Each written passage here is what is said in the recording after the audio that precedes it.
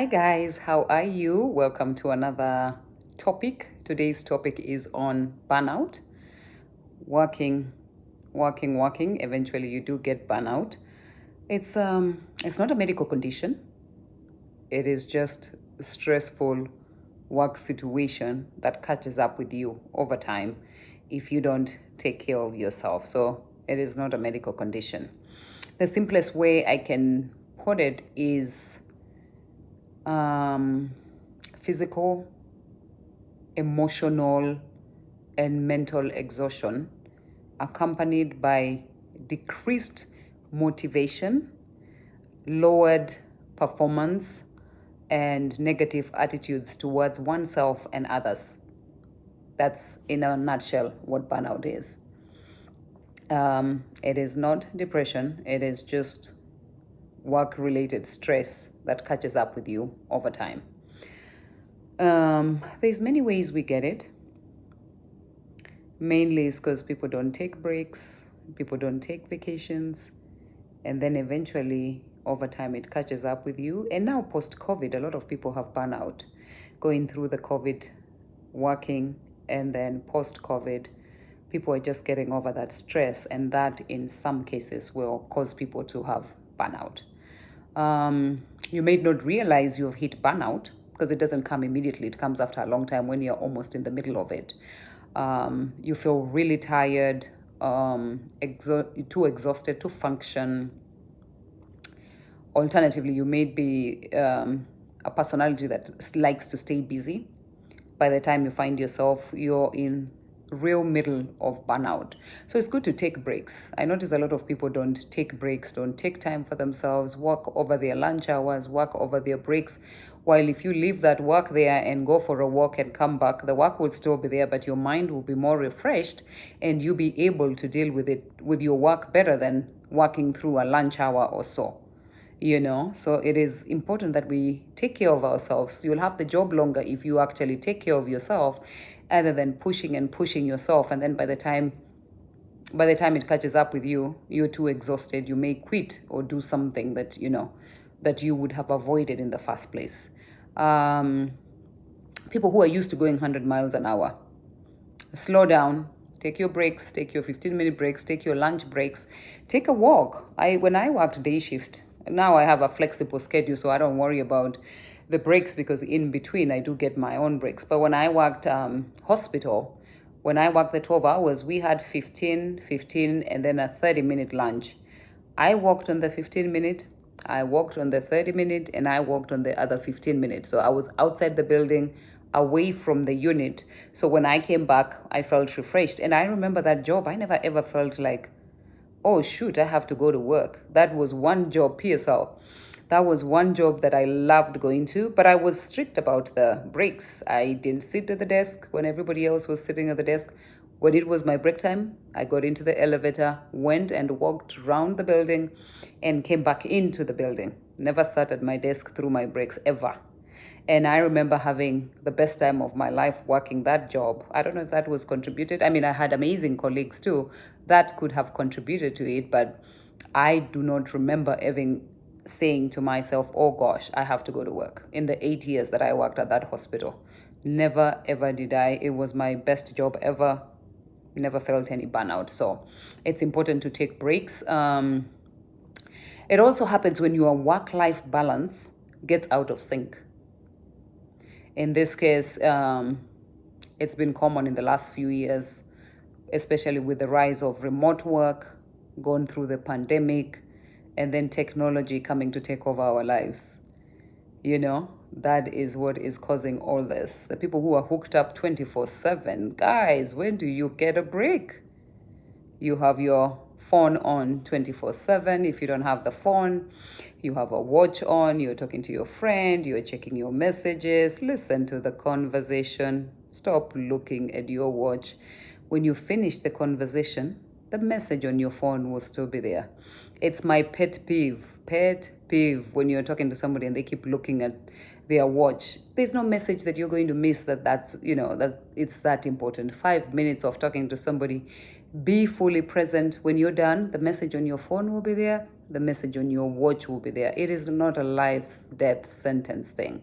Give it 2 minutes, you'll be fine. We are so attached, and I see why in a few years we'll all be so wired up that we don't know what to do. If you keep those boundaries, you are more likely to have a sane life. But if you're that attached 24/7, no, your brain's going to get fried at one point.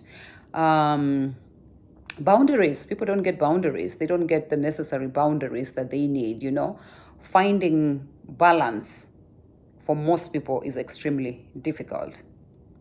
And eventually it depletes physical and emotional reserves, however much you have. Have you ever heard of the feeling of you can't pour from an empty cup? Literally, you can't pour from an empty cup. So you have to have boundaries. You have to have boundaries. It's okay to say no. If they keep adding things onto your to-do list, you can say no. You can say no. If you don't have those boundaries and you keep doing, eventually you get burnt out. You're human. It's a human body. At one point or time, you get burnt out and you walk out of a job you probably loved, but because you had no boundaries, you got burnt out in the end. So it's good to keep boundaries so you don't deplete your physical and emotional reserves. For most people, signs of burnout, fatigue. Fatigue is common. It's a major, major symptom of burnout.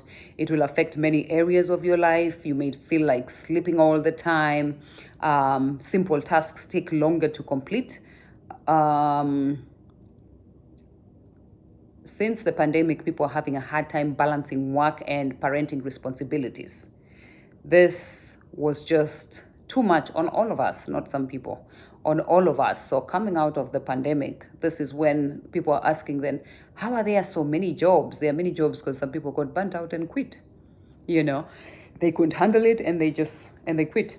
They quit. When your body can't take it anymore, however hard you push through, you cannot handle it. So that's why you're finding so many people, so many places are short of people working because of burnout. People just quit.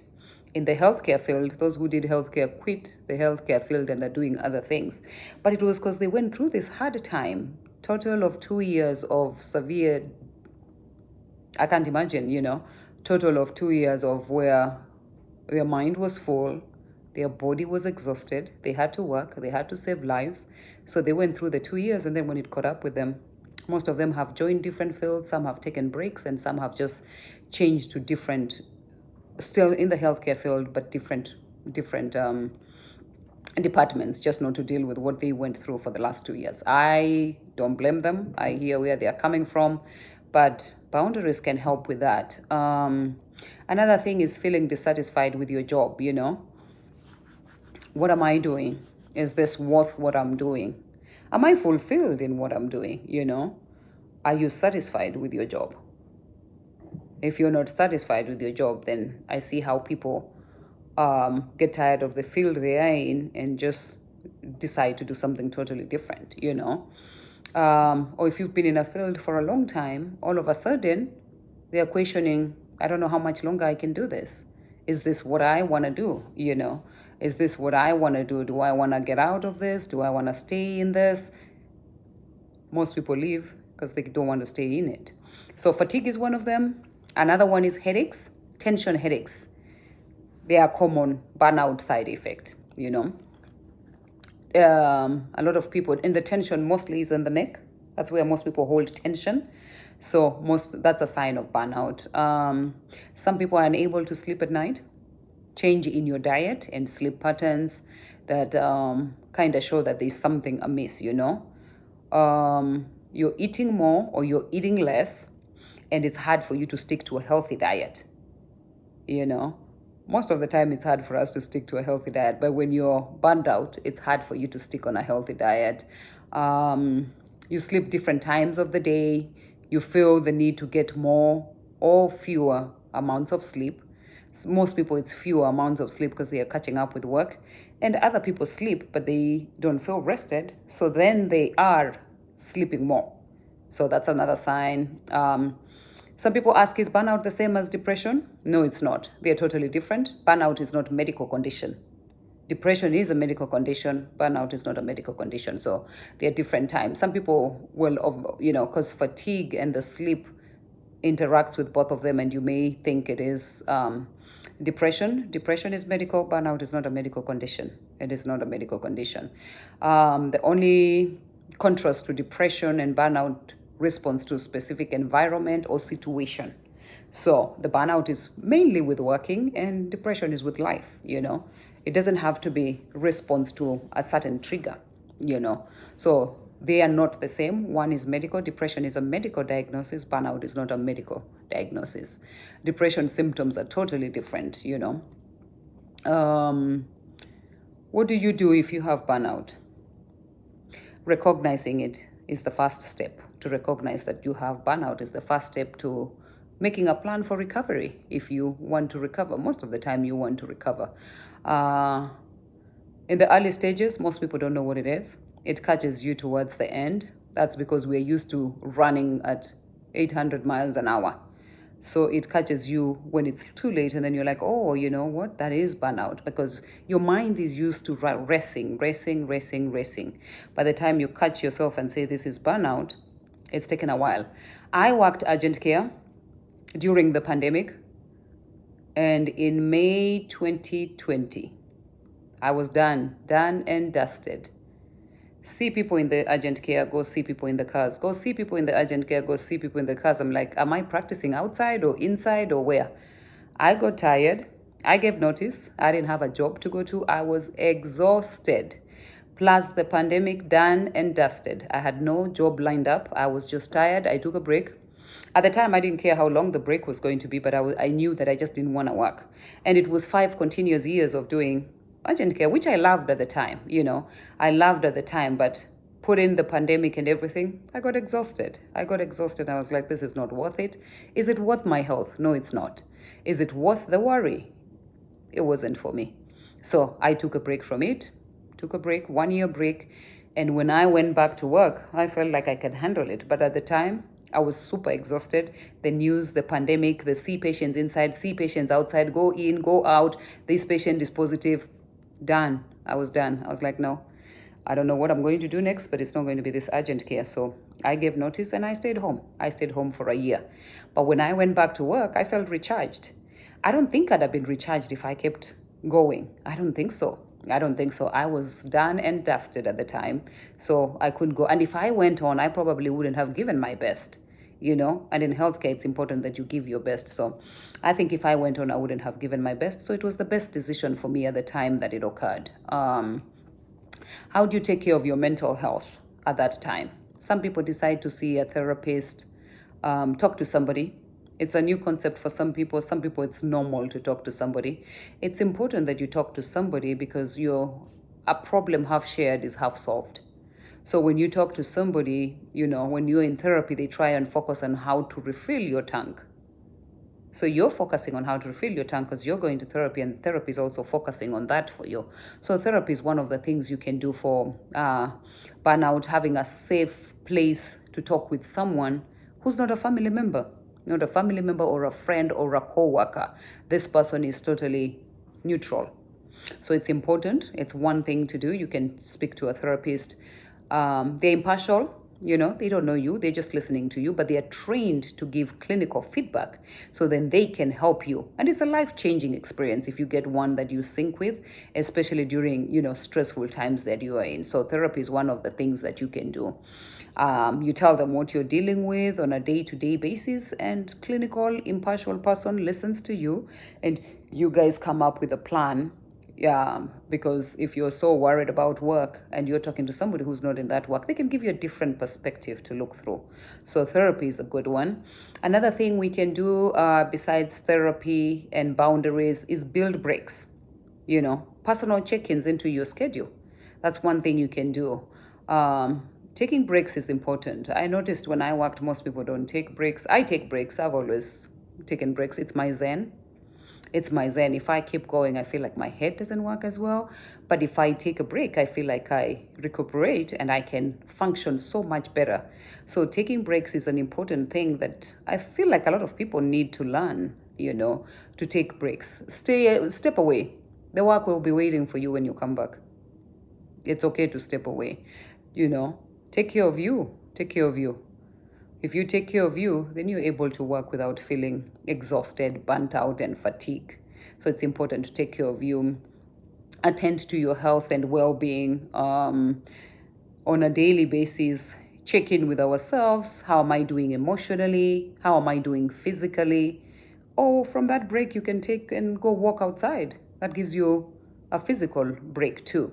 Another one is exercise. If you do get the time for it, then it helps through the burnout stage, finding the energy, even if it's just walking, if you can walk outside, regardless of how much energy you have on any given day, any sort of physical exercise will help, whether it's walking outside, stretching, just taking a few minutes even to get away. Take deep breaths. Take deep breaths. So exercise is another part of it. Whatever form of exercise is what you enjoy, is what you do. Mindfulness and sleep keep coming, but they're standard.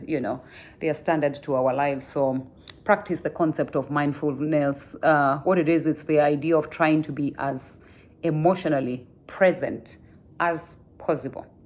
Most of us are not emotionally present. We're just going through the motions of life, So try to be emotionally present as much as possible. One way to do it is deep breathing. It's really underrated, but it's a good mechanism. So deep breathing. What are you focusing on that particular moment? Take a deep breath. Deep belly breath will do the trick for you. Easy, simple, and we all ignore it because we don't have the time to do it, but you can take a few minutes to do that. You can do it anywhere, anytime. It's easy to do, does not require any equipment. You just sit and take a few deep breaths, Nobody around you even knows you're taking a deep breath. They just see you silent. They don't know what you're doing, but the positive effects can be very powerful. Establishing a daily routine, seeing what works for you. Healthy daily routine, how you wake up, sleep, diet, what you do with your non-work time, You can't be working 24/7. That's why you're getting burnt out in the first place. So what you do with your non-work time, organize that. When do you need to press stop in any given time? When do you need to press stop? When you need to attend to social events in your life, things that are just fun and relaxing for you, going on a bike ride, doing yoga, chit-chatting with a friend, having coffee with a friend. When create time and maintain boundaries. That will help you too. So otherwise work will take over. Work will take over. Setting an alarm to signal it's time to stop working. If you're in a normal 8 to 5 job, is a helpful technique. Writing down your to-do list. If you're not forgetful, you can write a mental to-do list. But if you're forgetful, writing it out on paper helps, and then you carry it. Not necessarily on paper. You can write it on your phone under notes. You can write it on your Samsung and scribbling notes. And then you can check off as the day goes or as the week goes, because then you started it at the beginning of the week, and you can write it down, and that will help you remember. And you can check in with your book or your notebook and cross the things off during the day. That's another way you can start to build boundaries for yourself. Most important, start to build and reinforce work-life boundaries. How much will I repeat this? You just have to. You have one life. If you're dead, you're replaced. Take care of you. Take care of you. Take care of you, the rest will fall into place. So start to build and enforce work-life boundaries. It's difficult to say no. It's difficult for a lot of people to say no. Difficult for a lot of people to maintain necessary boundaries, especially because technology plays a significant part in our lives. 24/7. People are wired up. My phone is ringing. I'm talking to you. I'm looking at my phone. Give it a break. Give it a break. Give it a boundary. It's not that serious. If you miss 5 messages, when you wake up, they'll be there. Unless it's an emergency, your phone is going to ring. It's not that serious. It is not that serious. Put your phone aside. Put your phone aside. We are now accessible 24/7 because of technology. It's a good thing, but it's a bad thing too. So find the balance, find the boundary. If you're accessible 24 hours a day, when are you available for yourself? When do you recharge? It's a body. It's a body. When do you recharge your body to be ready for the next adventure? You just don't if you're that available.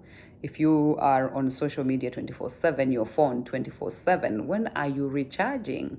When is your me time? When do you take care of you if you're 24/7 intertwined with technology? So that accessibility is good, but it's bad also, you know. It's time to disconnect from the phone, from work, you know. Makes it difficult, but it's doable. Disconnect for a while. I was talking to a friend of mine today, actually, who said he tried to disconnect from his phone for, I think, 5 hours. He said it was hard, but he managed, and he thought, I can push this over to a day. And that's possible if your phone is not what you use for work. But if you use your phone for work, you see how almost impossible that is. And a lot of people use it for work, So if you go to the office where you're on a computer and the phone is separate, I see how you can do that. But if you use your phone for work, it's a little hard. But use it for work and then give yourself a 10-hour break where sleep and recharging and, getting your day for yourself ready for the next day. You can have a break from it. Most people say, I need to do a better job finding this balance in order to preserve my physical and emotional health. You choose, choose what works for you. Do you want to be 24/7 entangled and then you lose yourself? Or do you want to give yourself boundaries and then you're a better version of yourself when all this comes together? It's up to you. It's a mental thing. If it works for you to be 24/7 intertwined, that works for you.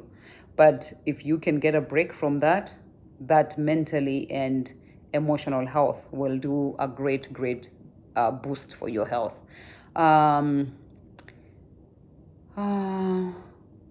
Sometimes the burnout is so bad that you end up quitting the job. In that case, did you try everything?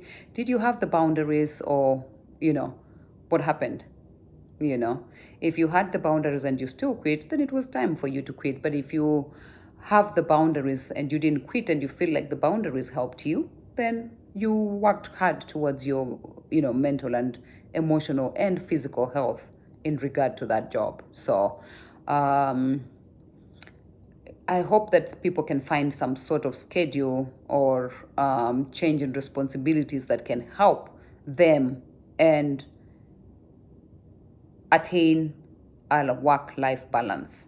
Another thing you can do is explore a hobby. If you don't necessarily feel satisfied at work, looking for something outside work that you enjoy doing. Join a club or an organization or a gym class that you enjoy doing. So that is how we can take care of burnout. Another way to avoid burnout in the future, it can be overwhelming at the moment, but it comes down to establishing a meaningful daily routine, creating and maintaining boundaries so you can attend to your health and well-being while also attending to the responsibilities of your job or your personal life. It's okay to recognize your burnout symptoms, as we've talked about them, the headache, fatigue. It's okay to recognize them. If you recognize them and you make boundaries to help yourself, that's a good thing. Then you're in sync. But if you're out of sync, there is where the burnout helps, and that's where you hear people are quitting their jobs and still, So do a better job of maintaining that balance, attending to self-care and boundaries. You can also catch yourself and say, I don't want to get burnt out like I was in my previous job, or I don't want to get burnt out like I got in my, other job. If you have changed jobs, if it is your first time, you'll find ways. But if it's a second time, then you know what to look for to catch up and say, I don't want to get caught up again in this burnout cycle. Keep lines of communication open. That's another aspect of therapy. Learn how to communicate. Do not internalize the emotions like you once did. Be able to speak them out. And at the end of the day, it comes down to balance. People don't attend to themselves. And then when they do, it's too late. So let's learn how to attend to ourselves, take care of ourselves, remind us that, beyond work, you have family, you have friends, you attend to yourself. because you cannot pour from an empty cup. So let's take care of ourselves to avoid burnout emotionally, physically, and mentally. So be the type of person that you would want a colleague to have as a colleague. Somebody who is pouring from a full cup and not an empty cup. So learn your boundaries. It's okay to say no. Take your breaks, exercise, sleep enough, mental well-being, speak to a therapist if you have the luxury of getting one. They're in shortage, but you're able to get one. If you're able to get one from your employer, well and good. If you're able to talk, they're impartial. If you're able to talk to somebody who's impartial, therapist is the best way to go. But let's learn to take care of ourselves, and in the case, then we avoid burnout. You guys have a great week. I hope to see you next time. Bye-bye.